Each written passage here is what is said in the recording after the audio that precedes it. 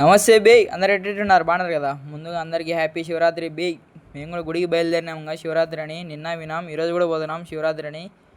మెయిన్గా 2 పర్పస్ల మీద పోతున్నాం. ఒకటి అన్నం తిన్ను, ఇంకోటి మీరే కనుక్కోండి, కామెంట్లలో చెప్పండి.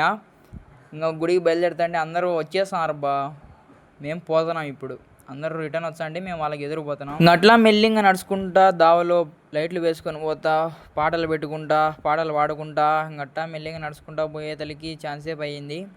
ఇంకట్టా మెల్లింగా లాస్ట్కు ఫైనల్లీ చేరుకున్నాం బా శివయ్య గుడికి. స్టార్టింగే రద్దీగా ఉన్నారు కొంచెం జనాలు. పర్వాలే, బాగానే వచ్చారు గుడికి. శివరాత్రి కాబట్టి వచ్చారులే. గుడిని చూస్తాను ఏరే లెవెల్ వర్త్ వర్మ అనిపించింది. జిగజిగా వెలిగిపోతుంది లైట్లతో. ఇంకా లోపల అందరు రద్దీగా ఉన్నారు అన్నం కాడ. మేము దర్శనం అన్నీ చేసుకొని పోవాలా దానికాడికే. ఫస్ట్ దర్శనం ఇంపార్టెంట్. ఇంకా మేము దేవునికి దండం పెట్టుకొని ప్రదక్షిణాలు చేయడం మొదలుపెట్టినాం. ఇంకా ఫస్ట్ నందీశ్వరునికి చెవులో మన కోరికలన్నీ చెప్పి శివుని మొక్కి శివుని అటు నుంచి చూసి గట్టా దర్శనం అయిపోయింది. ఇంకా విభూతి తీసుకొని శివుని అడ్డనామాలు పెట్టుకొని మళ్ళా ఇంకొకసారి శివుని మొక్కొని అట శివుని చూస్తుంటే వెలిగిపోతాం అందరి మధ్యలో. కళ్ళు సరిపోవడం లేదు చూసేదానికి.